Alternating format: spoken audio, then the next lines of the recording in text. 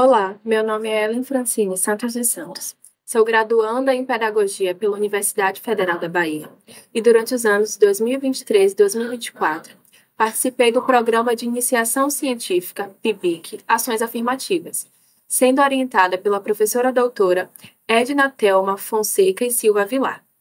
O trabalho foi intitulado Mapeamento e Análise dos Nomes de Escolas Públicas Municipais em Salvador. Nessa direção, o foco analítico da pesquisa se deu em duas frentes. Primeira, analisar o processo de nominação das escolas, singularizadas as épocas, agentes, significações históricas, político-culturais e educacionais.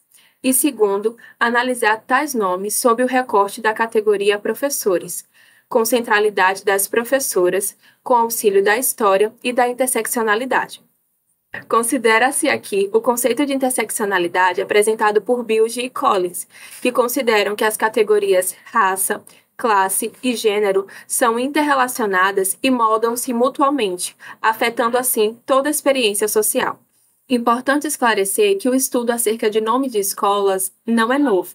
De fato, muitos teóricos têm discutido sobre esse tema. Exemplo disso é Beatriz Gomes Neta, que em sua dissertação de mestrado, publicada em 2016, estudando acerca dos nomes das escolas públicas na cidade de Mariana, ela afirmou o seguinte, abre aspas, os nomes próprios de lugares estão repletos de significações históricas, político-sociais e culturais da sociedade a qual fazem parte. Fecha aspas. Dessa maneira, mapeamos as escolas municipais soteropolitanas com o seguinte questionamento. O que nos dizem os nomes das escolas públicas municipais de Salvador? Dessa forma, buscamos compreender como se deu o processo de escolha de determinados nomes em detrimento de outros e quais concepções/memórias são evidenciadas neste processo. A pesquisa foi iniciada a partir da coleta de informações no site da Secretaria Municipal de Educação, a SMED, onde foi conferido que, atualmente, existem 424 escolas municipais em Salvador. No que refere-se às nominações, à primeira vista percebemos que não havia uma padronização. Em razão disso, realizamos uma categorização dos nomes das escolas de acordo com os tipos de homenagem. Assim, listamos 5 categorias, sendo mulheres, homens, locais, datas e outros.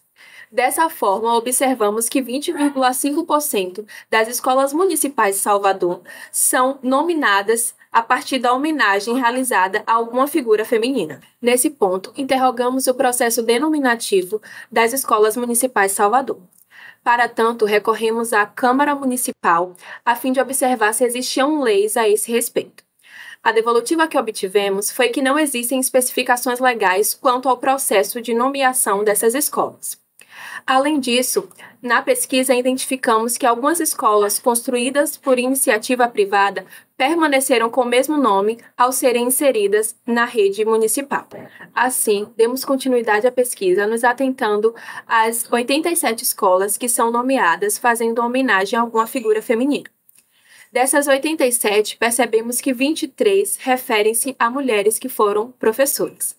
Nesse sentido, nos encaminhamos a saber mais acerca da vida dessas mulheres, a fim de analisar como elas foram percebidas na sociedade e também de que maneira elas continuam impactando atualmente. No processo de buscar informações sobre essas patroneses, conseguimos reunir informações sobre aquelas que tiveram atuações públicas e políticas notáveis, como Anfrísia Santiago, Amélia Rodrigues e Angelina de Assis.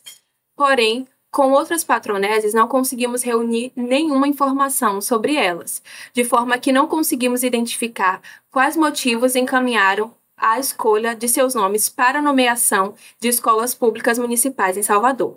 Assim, indagamos. Quais atuações tiveram essas mulheres ao ponto de serem consideradas dignas de serem homenageadas nos nomes das escolas públicas municipais de Salvador? De igual modo, como a comunidade escolar pode ser acrescida pela memória da patronese se sua história não é conhecida? Portanto, sintetiza-se que os nomes das escolas são um campo de disputa.